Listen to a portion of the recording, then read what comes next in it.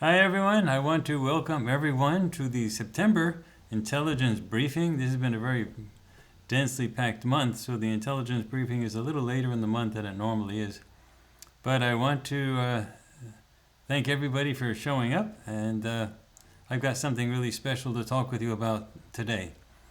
It's a explanation of how we're really going to change this planet and change this planet permanently for the better, and how everyone is going to be able to participate in it. So if you do something amazing and you show people what you do, the only thing they can do is applaud. So that's really not going to change the planet. There has been a lot of people that have done amazing things that have been written about or seen personally or whatever. That doesn't change the planet. What changes the planet is when there's lots of people out there teaching other people how to do these amazing things. It's not that one person does amazing things, but that other people then look and say, hey, I can do that too. If that person can do it, then I can do it. So the entire issue of changing the planet is about empowering people to be able to do the things that you see happening at Farsight. So it's not just that we have done amazing things, but that you can do amazing things. And we want to be instrumental in helping you do those things. And we've got a special set of things that we're starting in October that is going to get the ball rolling in that regard.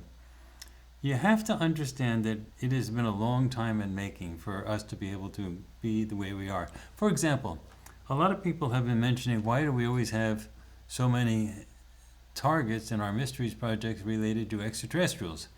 And even when we do the video recordings of ET ships, they're still of ET ships, even though it's very amazing that we're able to video record extraterrestrial ships on demand and to tell you how to do it. Well, the reality is we've been on sort of a journey that really started around the beginning of 2023 that really said we have to really focus on some major things. So for a number of months now, about 9 months, we have been really focusing on some of the leftover ET things that needed to be resolved. And the last of the big ones is coming in next month.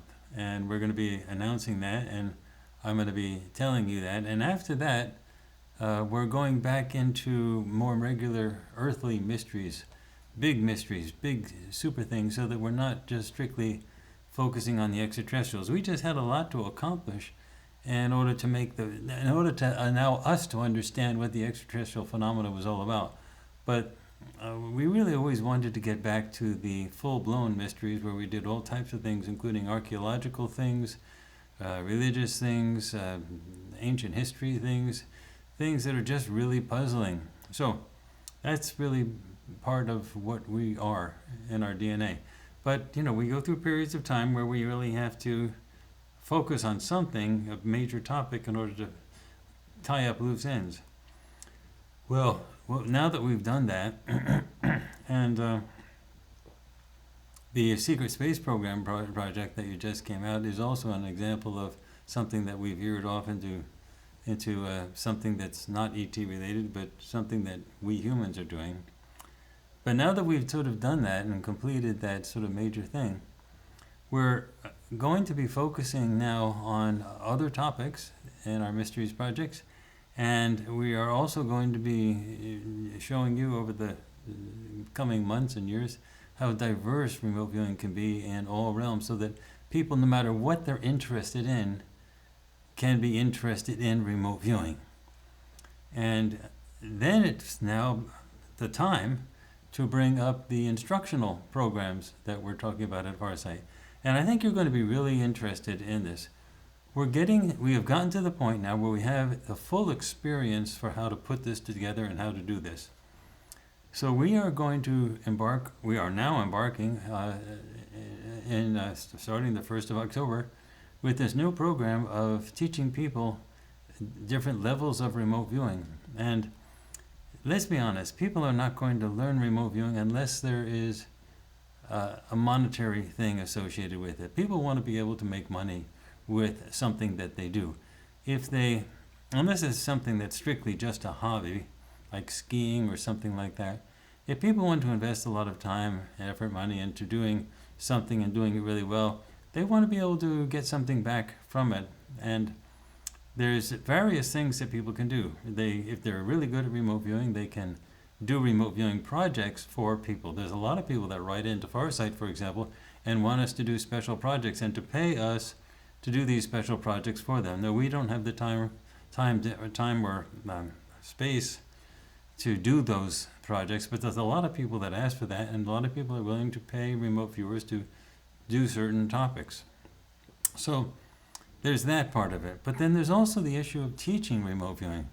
We have a number of our viewers who are actively involved in teaching remote viewing, but that's not enough to change the planet.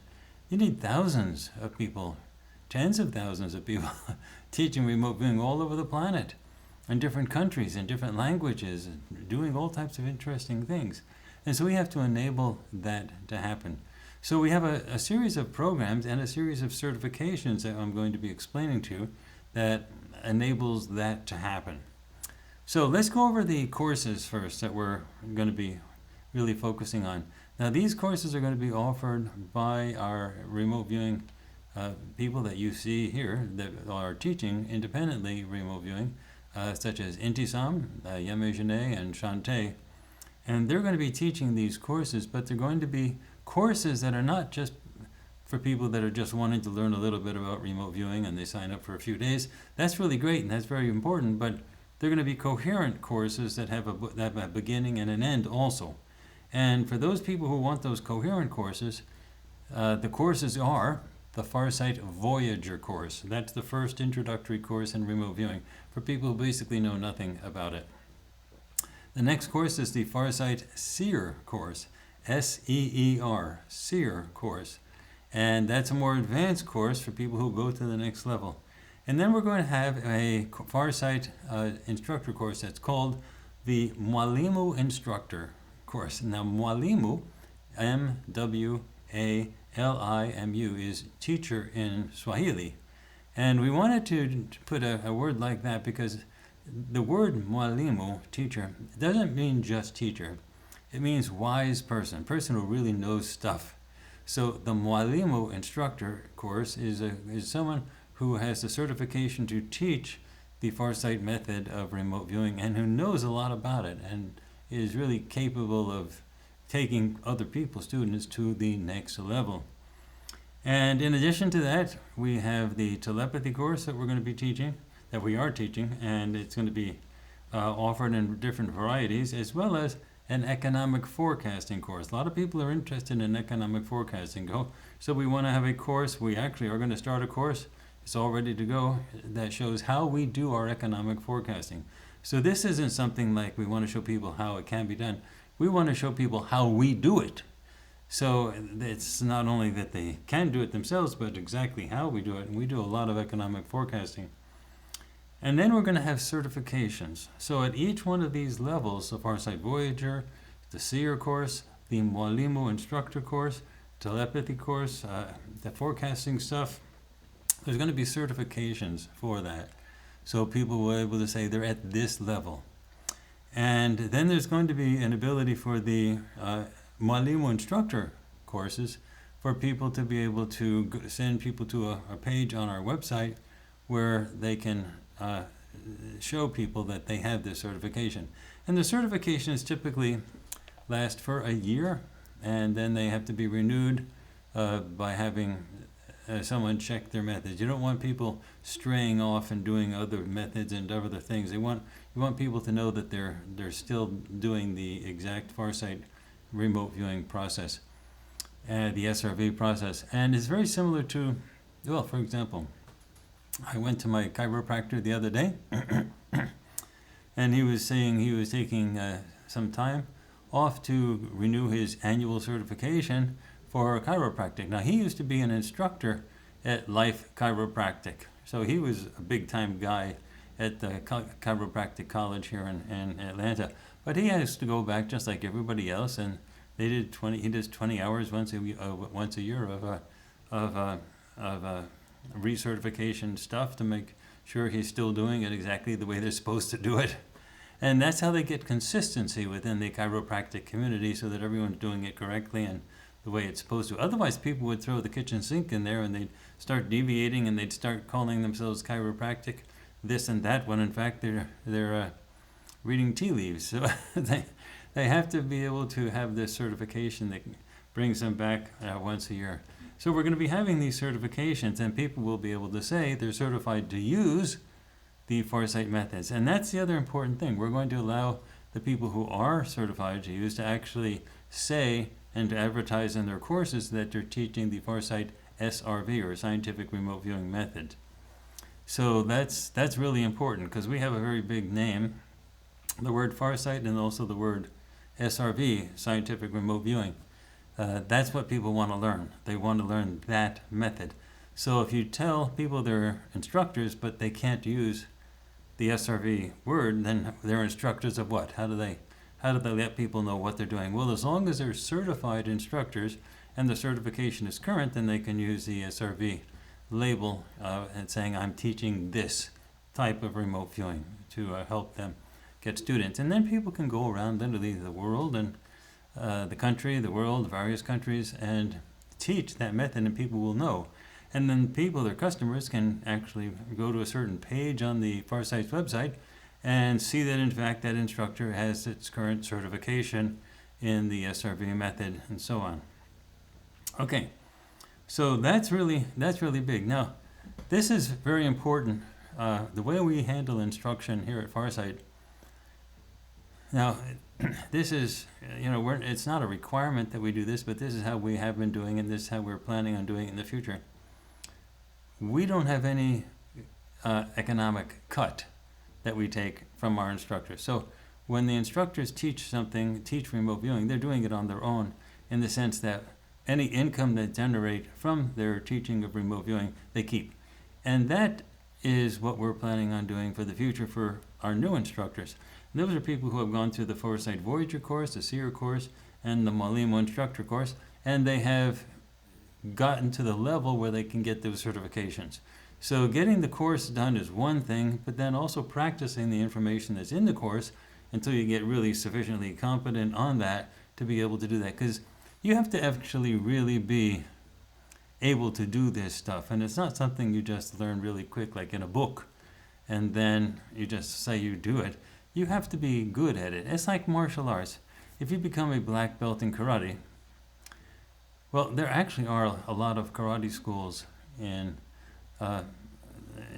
places where the guy who runs the dojo is a black belt, but he's not really being very careful in the way he gives out black belts. So he wants to get more customers just by basically giving everybody black belts. And people think they're really great because they have a black belt, but if you watch them fight, they don't look like they're fighting very well. So we want to make sure that our instructors really are doing it well and they know how to do it.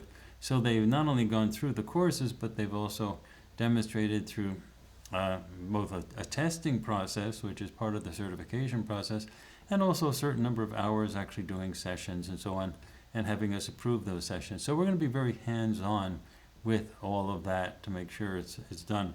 And this is going to be done by our instructors at Farsight, which are, again, they're doing it independently, but they're still working at Farsight, so they're our instructors. And then when someone becomes a certified instructor, they can go out and teach their own courses and advertising for their own courses. And we will be supportive of that by telling people, yes, they're a certified instructor in the SRV method. And they keep their certification active for a year, and then they get it renewed and so on like that. So we want people to succeed with their courses, and we don't want a cut of the money that you earn by teaching those courses. If you have your own business and you're out there and you're teaching remote viewing, just do it. We don't want to, even though you're using the SRV method, we don't want a cut of that. So we want you to be very successful. But you do have to come back once a year and get your certification renewed, just like a chiropractor has to get his or her certification renewed once a year, and so on. So that's the plans right now, and that's what we're going to do it. But this is the plan to change the planet. So as much as Farsight is very interesting, no matter how interesting we can't do it by ourselves.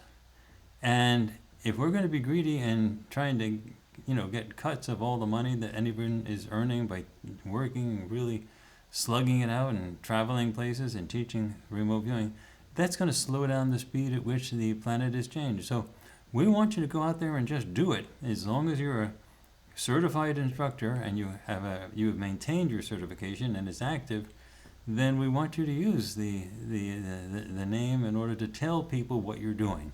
You want to say that you're teaching this particular method, and you want to be able to say you're pointing back to the Farsight's website so that they can see that you're an instructor that's got current certification for teaching that particular method. Okay, so I mentioned a little bit about the future projects that we're going to be doing, that we actually are in the process of doing. We actually have a few mysteries projects that are a couple months out in advance. And so those are really interesting because I can't tell you about the ones that we're working on, but I can tell you about the ones that is coming up next. And that's the capstone mysteries project for the long string of projects that we did relating to the extraterrestrials. So I'm going to let you know what that one is. But after that, they really changed dramatically. So the next one is called the Greys. So there are so many conflicting statements that have been out there regarding the Greys as an extraterrestrial species. And what we have found out, and you're going to see it yourself, is that there's a huge amount of lying about who the Greys are. You have heard, and I know the results now, so you're going to see the results, but the basic issue is the story that's been circulating, and it totally came out of the channeling community, is that the Greys destroyed their own environment, and that they had to start living underground because the environment was destroyed above ground, and then it was cramped down there, so they started to genetically manipulate themselves so they had smaller bodies. And then they blamed themselves for their emotions, for destroying the environment. And so they started to fiddle with the genetics of their heads, of their brains, so that they didn't feel those emotions and things like that. That's a total lie.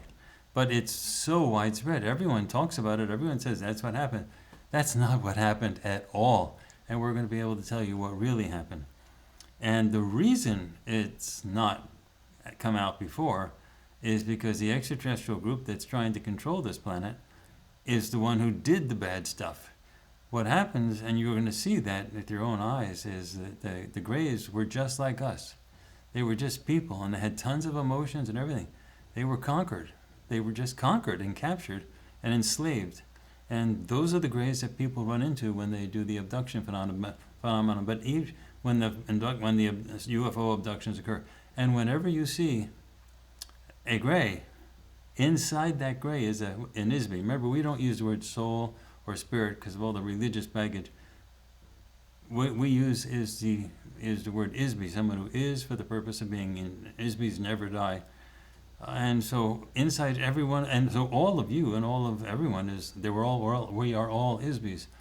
And what you can see is every time you see a Grey, you're actually seeing somebody who's just like you inside a body that is genetically lobotomized, cannot feel emotions, because that's the type of person that can be manipulated as a slave more easily.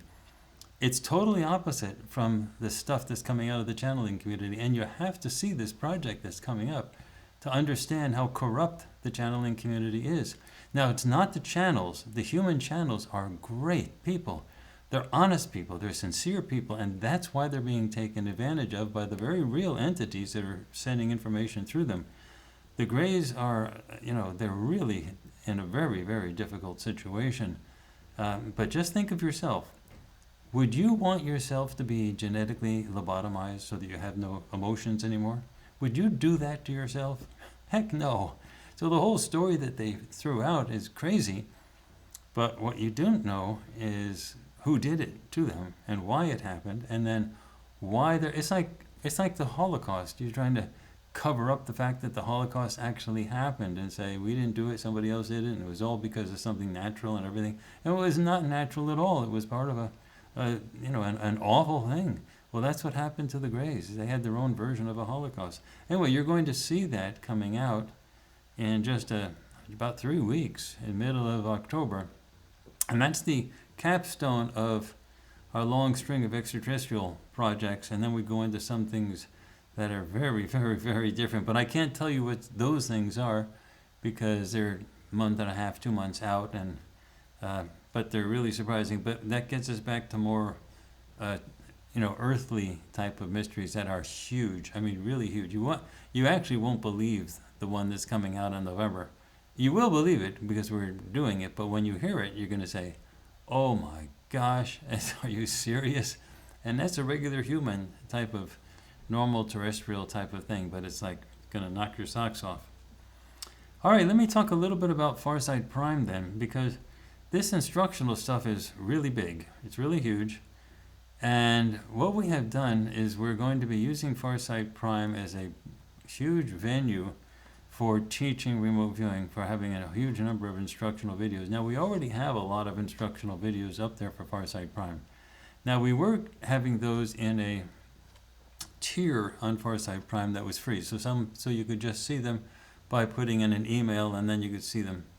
We took them off of YouTube because of all the censorship that's happening on YouTube, so we were scared about all of that, and so we put them on Farsight Prime. But that's been changed now so that all of the instructional stuff is now only for the Farsight Prime paying subscribers. So people who actually are paying for their subscription, $10 a month, they have access to everything. And it's very similar to Gaia, where people who are subscribers to Gaia have access to all the yoga instructional stuff and things like that. So, but the content, the instructional content that we are putting up on FarsightPrime.com is growing by a lot. Every single month we're going to be putting up new stuff. So it's very important. Also, we want anyone who's taking the Farsight methods seriously, we want them to be able to say that they follow Farsight, that they watch our projects. And if they're not subscribers to FarsightPrime.com, then they're not watching our projects, and they shouldn't be out there teaching remote viewing in our method. So we want people to be actively involved in the materials that we actually use.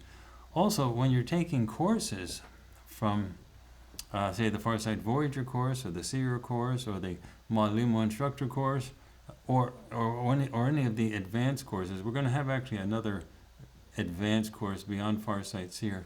We haven't come up with a name for it yet. It's not the Instructor course, but it's another one that's going to be a super advanced, deep course on remote viewing, where you actually go to the ultimate level. And when you take those courses, you want to be able to practice those things, and you want to be able to practice the stuff that's taught in those courses, the elements that are taught within those courses. And so that's what we're going to be doing, and that's what we're going to be putting up all onto FarsightPrime.com in the instructional area, a whole tier of instructional stuff. It's the largest section in FarsightPrime.com as a single series, a single section of just remote viewing instructional stuff, but it's going to grow even more as we continue to add to it every single month. That's the plans for that. So the new instructional stuff is coming, and FarsightPrime.com is the place to be. So the free email only registration for FarsightPrime.com, that just gets you some of the stuff that you already can get on YouTube, but people sometimes like to see it on FarsightPrime.com as well, or instead, because the FarsightPrime.com viewing package is superior to YouTube. It's run by Vimeo, so the quality of the presentation with the streaming stuff is superior. YouTube is a do-it-yourself streaming service, which is great in its own way. It's got so much censorship on it now. So many things are being taken down. It's scary. I don't know what direction that's going to be heading, but it's clearly, it's a private company owned by Google, so they can do whatever they want with it, but we had to have our own streaming service to sort of contain all of our content coherently. Just like Gaia has to have its own streaming service to be able to show its content to people. So you don't see Disney or Paramount Plus or HBO Max or Gaia using YouTube for that. YouTube is really oriented towards single content creators that are making stuff and just letting people see whatever they're doing.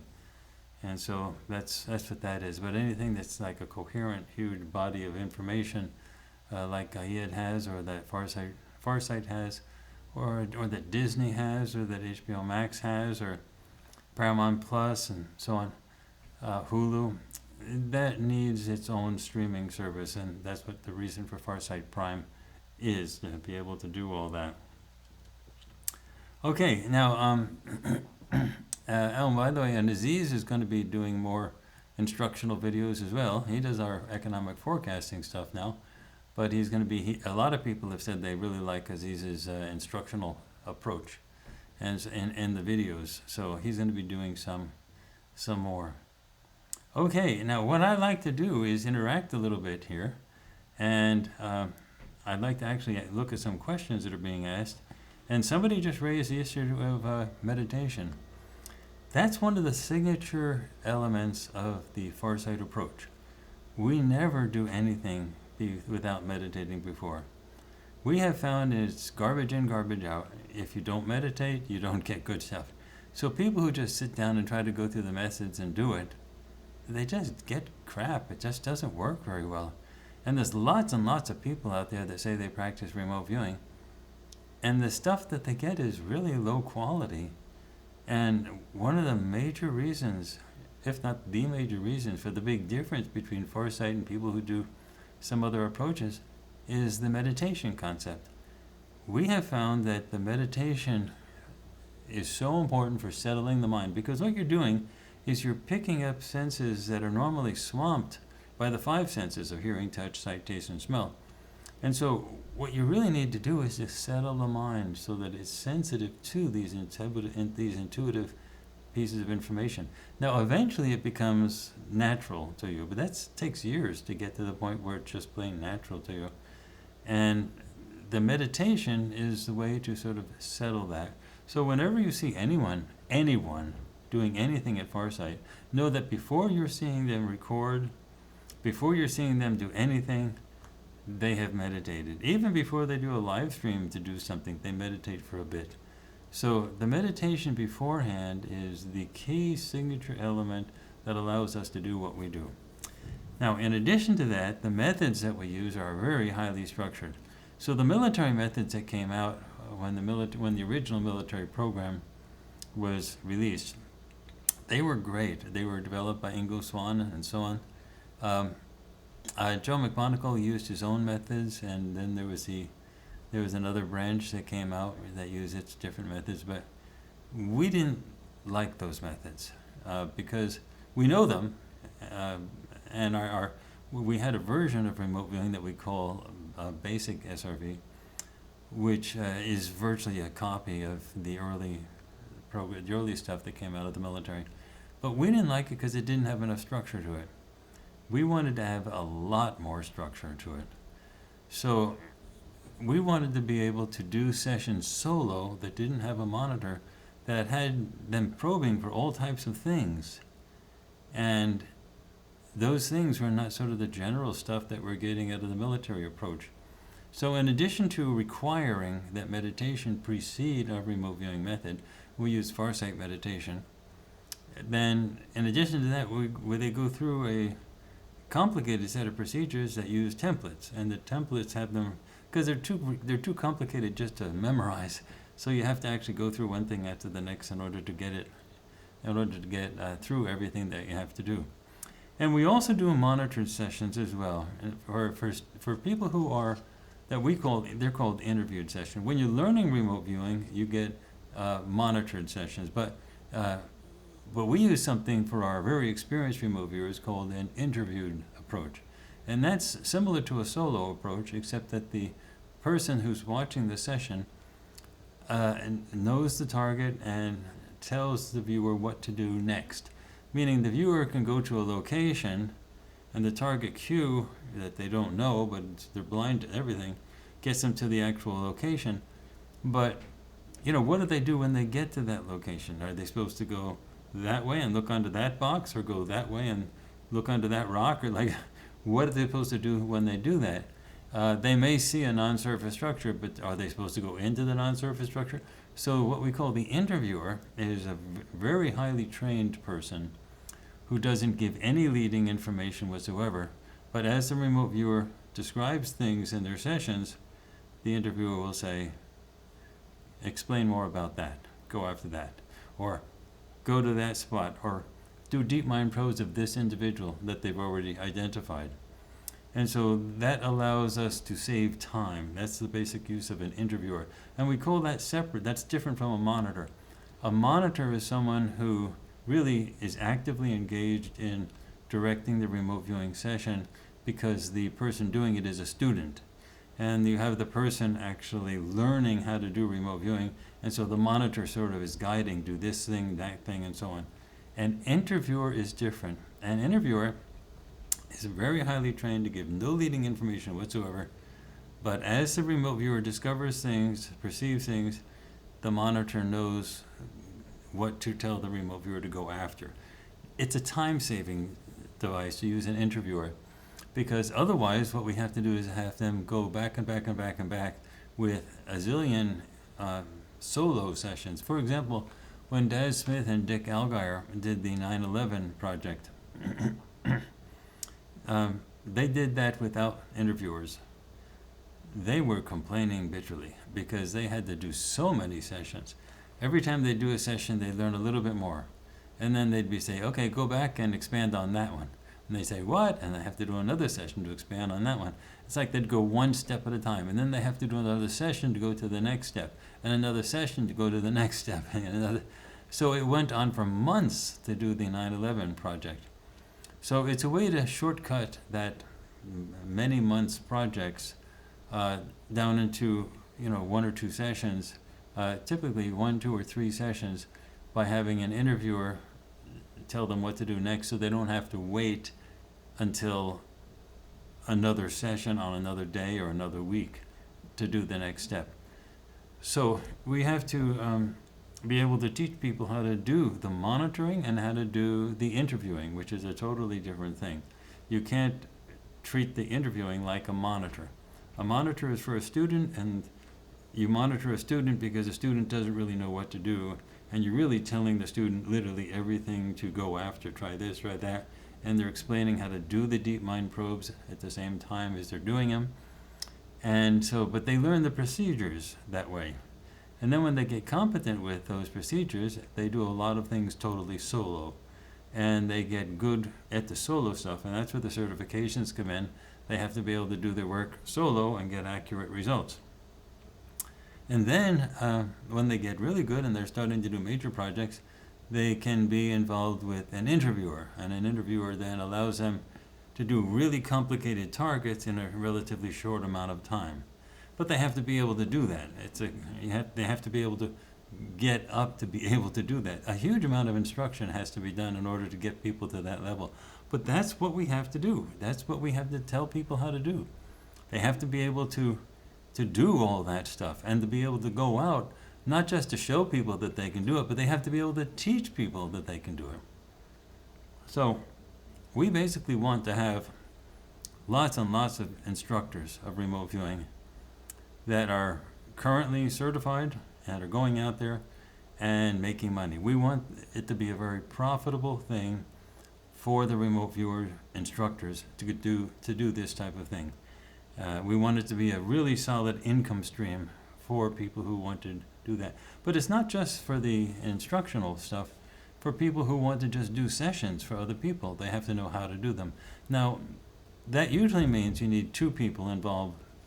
So when you have someone who's hired a remote viewer to do a topic, the people that do the hiring they don't know squat about how a remote viewing session actually gets set up.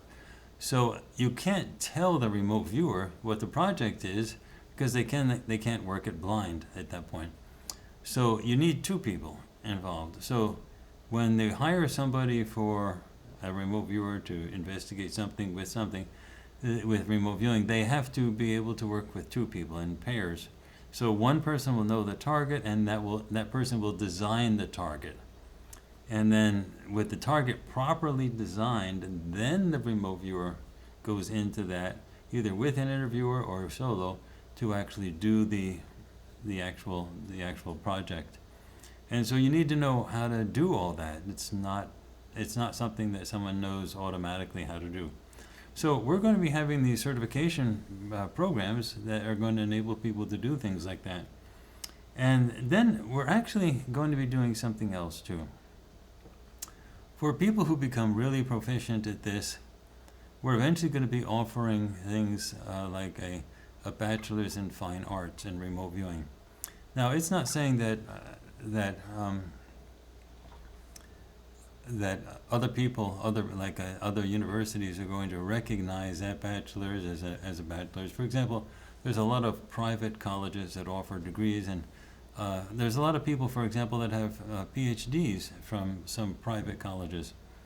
But I've never heard of a situation where a public college, like a major university, would ever hire somebody with a PhD from a private college. I've never seen that happen. But there are colleges that do offer PhDs and various degrees and things like that. But it's really important to say that Farsight stands on its own with regard to what we do. And so at some point we want to be able to tell people that they've gotten to a certain level of understanding, comprehension, in terms of background, in terms of understanding the literature, understanding the academic side of things, to be able to get what we call a Bachelor of Fine Arts and Remote Viewing that Farsight would issue. And that goes the same with a master's degree as well as a PhD. And other people have the ability to either recognize it or not recognize it, but from our point of view, it's going to be decades before you get regular colleges and universities to offer bachelor's, masters, and PhDs in anything related to remote viewing. And it makes no sense for us to wait for those decades to occur. And when that does occur, they're going to get those certification programs, those degree programs from Farsight. So we're going to be building those up and showing people basically how that's done now, and with the expectation that some decades from now, other universities will actually say, we want to have those types of degrees. And you can get, for example, a bachelor's in fine art in painting, or you can get a doctorate in fine arts in music, things like that. And that's for those people who actually are artists who paint, or who are musicians who play organs in churches or whatever. They can have a doctorate in music performance. The Juilliard School, for example, offers doctorates in musical performance. I used to be an opera singer, and I used to sing down in the Village in New York, but also I was the soloist in a number of venues here in Atlanta. And interestingly, that the organist that I used to sing with, Albert Ostrom, he was really great because he had a doctorate in musical performance in organ from the Juilliard School. And so that was sort of really great to see someone with that level of competence in musical performance. That was just astounding. And so similarly, the time will come when universities will say, wow. Now, some universities offer instructorships just to artists who don't have formal degrees, but they're famous artists or famous writers. They become professors not because they have a degree, but because they've done sort of amazing things.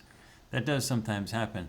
Richard Leakey from Kenya, he was an anthropologist, and he recently died, but he was a adjunct professor at my university for the longest while, and he was also a full professor at Stony Brook State University of New York at Stony Brook, and that was very interesting that he was that full professor, very prestigious. He never went to college. he, he he in fact barely got out of high school, but his parents were famous anthropologists, and he learned from them, and he was amazing at what he did and how he was able to hold his own in any type of anthropological discussions, and he became super big. His wife became super big, and his daughter is also now a professor, and I think it's at Stony Brook as well. So they were based in Kenya, and he did a lot of digging out in the Turkana region and Eldavai Gorge and other places. So it was very interesting to sort of know him, to actually have met him. I didn't know him well, but I met him a few times. And I had a college class that I taught in Kenya for years, and I taught them I brought them to places where he was giving talks to the students, and they were small venues, like 30 or 40. But I would bring my class along, and then we'd watch him. He was amazing to watch. But he got that sort of fame because of what he did, and how he was so proficient and competent, not because of any particular degree. I think he had numerous honorary degrees. But anyway, and similar with authors. Sometimes authors get professorships at various schools, but they don't have PhDs. Sometimes they have honorary PhDs, but it's because their accomplishments are so absolutely amazing. For example, I'm not saying he would want to do this, but I would assume that Elon Musk could get a teaching job anywhere and almost any university if he wanted one. And because of the accomplishments that he does, it's clear that he knows more about business than almost anybody, and more about cutting edge technology type businesses. And it would be one heck of a set of classes that he taught if he wanted to do something like that. Anyway, but at Farsight, we're planning on doing that as well, to be offering certain degrees, a bachelor's in fine arts and remote viewing, as well as a master's and a PhD in those subjects. And we're going to be gearing those programs up so that when the major universities and colleges want to incorporate remote viewing in their own academic works decades from now, they will know where to go. So they will get it from us, and then we'll expand upon them. And so we're setting the stage for something that we know is coming eventually in the future. Anyway, so that's the basics of what I wanted to talk with you about with regard to the instructional stuff. And I really want to emphasize that this thing will work only if people can make a living at it, or can make an income stream with it, so that they can have a supplemental source of income, or maybe that's their only source of income. So remote viewing is not going to change the world if it's just a volunteer sport. If it's just like throwing a frisbee out, you go into a field and throw a frisbee out there, it's not going to change the world. But if you see something that's been officially adopted and it's showing up in the Olympics and things like that, that becomes a big thing. Everyone says, wow, that's amazing. Like there's, for example, break dancing. Everyone knows break dancing. It came out of the early hip-hop phenomenon, and that we were spiraling around upside down and everything. Well, it's gotten to the, when it was started, it was just a bunch of kids doing weird dance moves, spiraling around upside down and doing the helicopter where the legs are going out and crazy stuff. Well, as of, I believe it's going to be next summer, it's now an official sport in the Olympics, break dancing. So it's now sort of official that it actually is. And so now, and how did break dancing then become official? Well, people eventually just started looking at what the kids coming out of New York and California and Detroit and others were doing with this breakdancing in Atlanta. And then it became sort of official that people were really interested in it, adopted by society, and it's amazing stuff. And eventually the mainstream people said, okay, this is now prime time. So that's what we're going to be doing with remote viewing, getting it ready for prime time. It's going to get there, and we want to be there first. And that is, oh, actually, I see somebody there. Without an ego, nothing happens in life. Yes, that's actually true. Who wrote that? Edgar. Very good. This is really important. People always say, oh, you shouldn't have an ego. You shouldn't try to do things. You shouldn't be boasting or anything. No, that's not true. Unless you have an ego, unless you really want to do something, nothing ever happens. If you say, well, is that person good because they like to see their name in lights? Sure, they're good. So when Brad Pitt does something really great and cool on a motorcycle, or Arnold Schwarzenegger does something great and cool on his motorcycle and the Terminator stuff, do you think he's not like smiling from either one of them, smiling from cheek to cheek, sort of knowing that they're really good at this, they're really cool? That's part of the charisma. So for you to be really great, to be able to have the charisma to change the planet, you have to have faith in yourself. You have to have belief in yourself. And you have to like yourself. You have to actually say, I'm going to do this and it's going to rock. It's going to look really great. And, it's a joke that I used to tell Aziz when he was growing up, but I said it so often, he and his friends, when they heard me say it all the time, they just took it as verbatim, like it was the Bible. And I'll tell you now, but I actually grew to like it so much, I really it captures an essence of truth in it. So Aziz and his friends, when I was teaching them how to swim, for example, I used to be a swimming instructor, a Red Cross certified swimming instructor, and I was teaching them how to swim, and I used to yell at them. I used to say, no, you're not doing it right. I've seen a dead man kick more than that. You got to kick hard. You have to look the part. And then I used to look at them and I said, now listen to what I'm saying. It doesn't matter what you do in life. It doesn't matter what it is. You can do anything you want in the world. What matters is how you look when you do it. That's right. Then I used to pause and say, fashion. Fashion is the peak of the universe. You have to look great no matter what you do. But there's something truthful about that. It doesn't really matter what you do in life. Whatever you do in life, you're going to be doing it because you want to do it. What matters is how you look when you do it. Meaning, are you doing it and you're looking like one of the Winnie the Pooh characters? What is it, Eeyore, that was always depressed? So, do you look sort of slumpy and you don't look good and you don't? Or, no matter how, whatever your physical shape is, no matter what, do you look enthusiastic? Do you look great?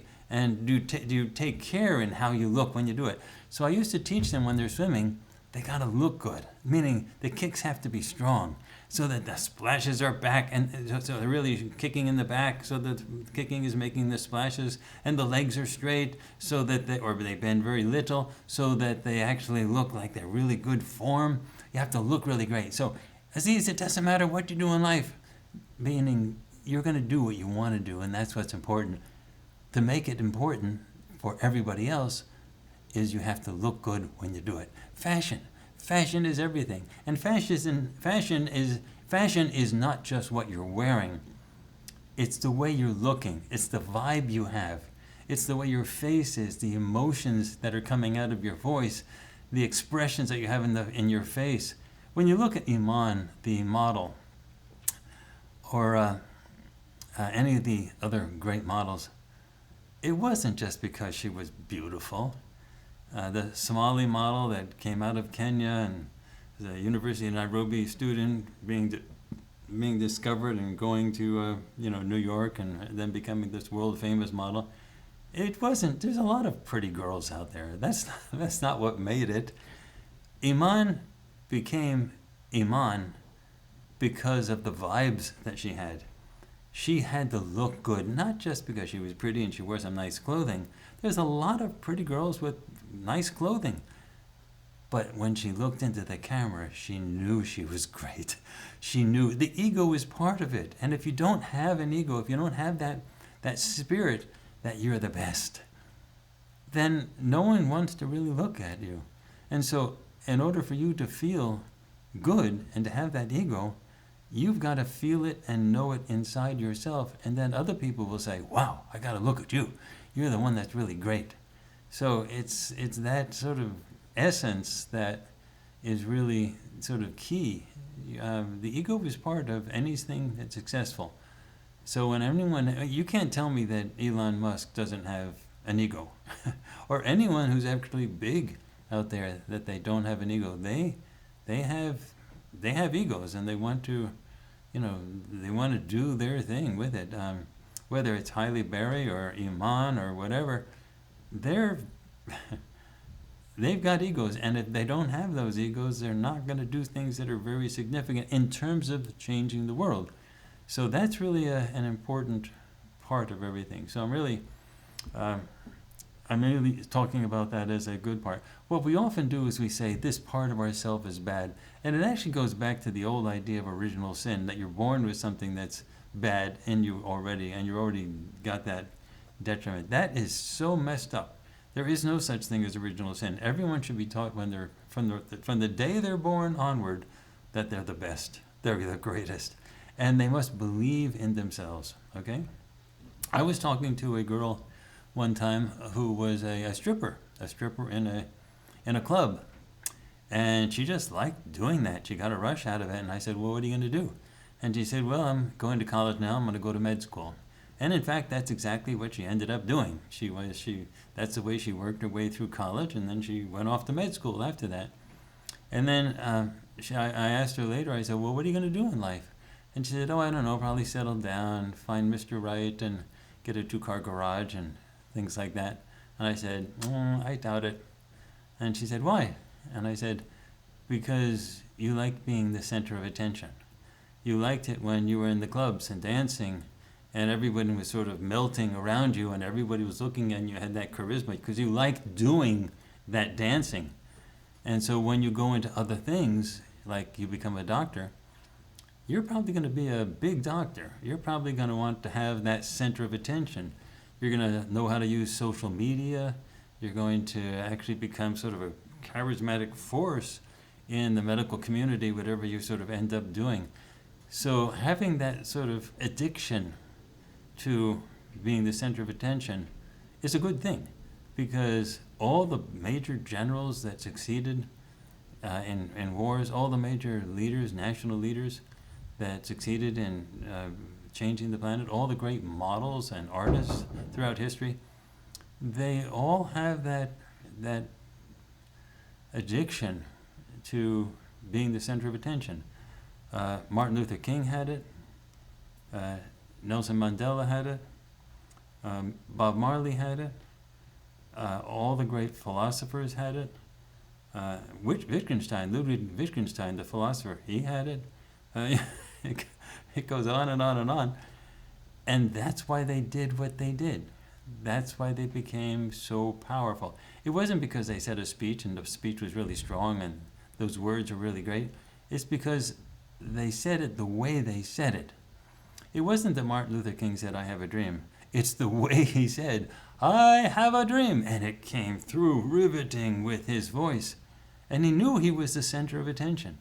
So we want you, as remote viewing instructors, to be that center of attention. We want you to succeed. We want you to be successful as a business person, but we want you also to be successful in getting a large community that looks towards you for guidance, and both how to do this remote viewing stuff, but also in terms of the larger picture of what's going on.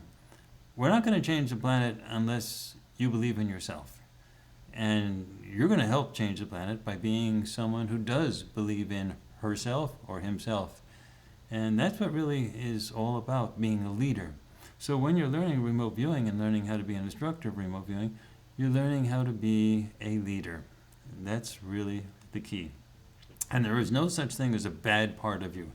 There's no such thing as original sin. There's no such thing as the ego being bad. No.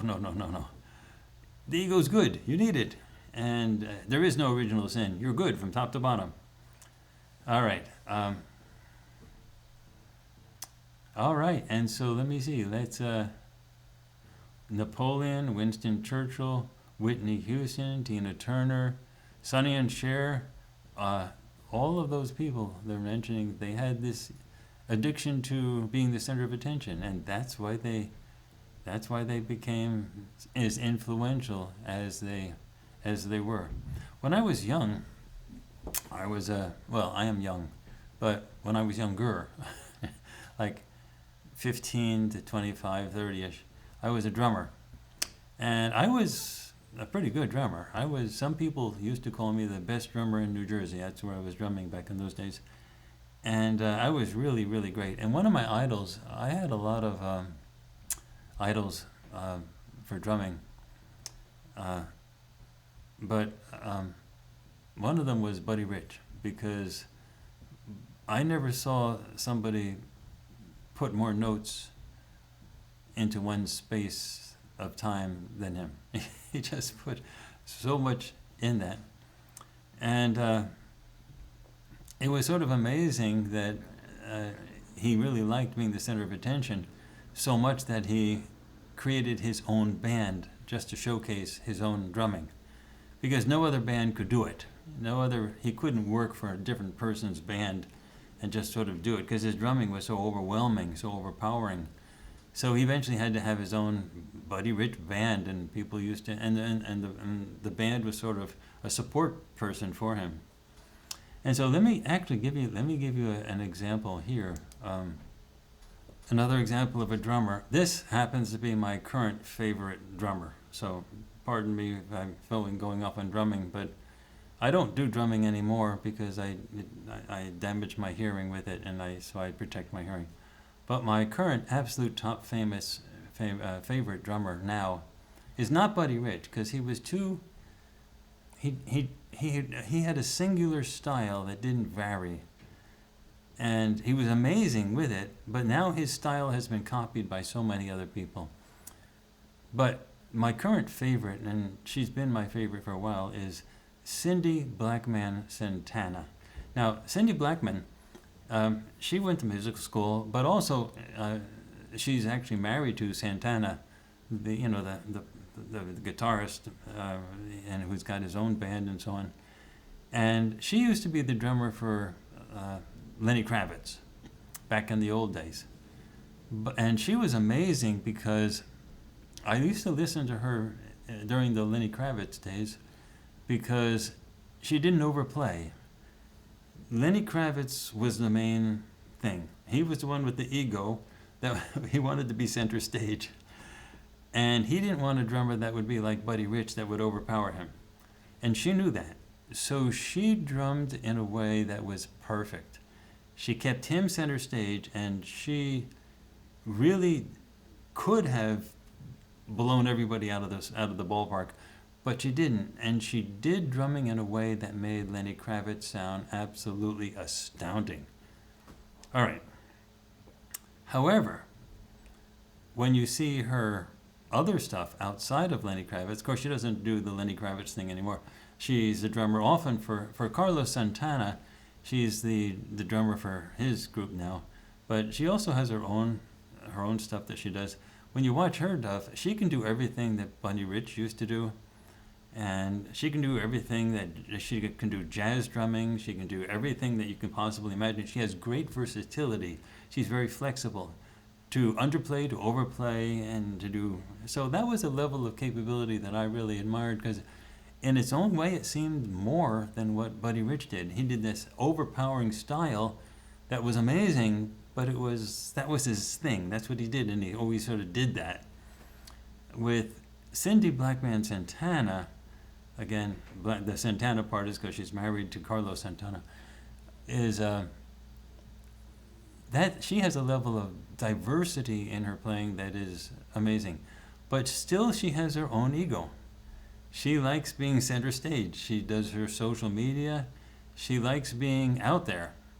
And she is such a great drummer because she lets her ego be seen.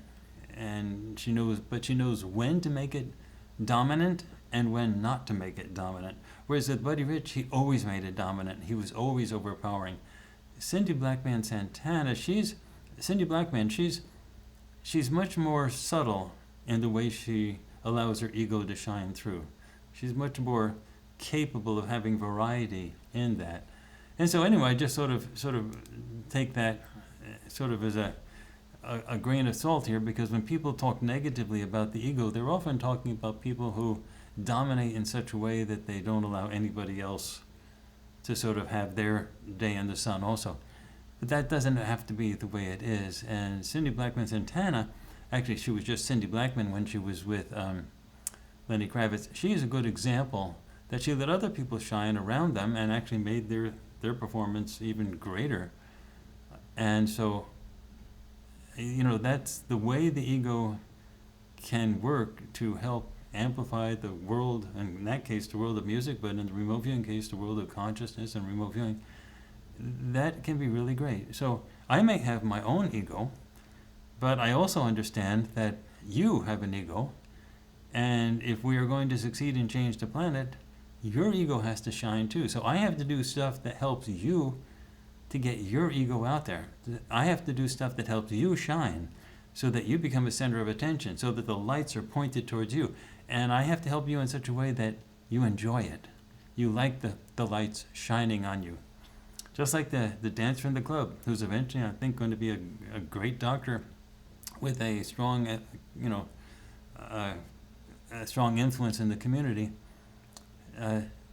You have to be able to do that as well. You have to have that addiction to being the center of attention and want to change the planet.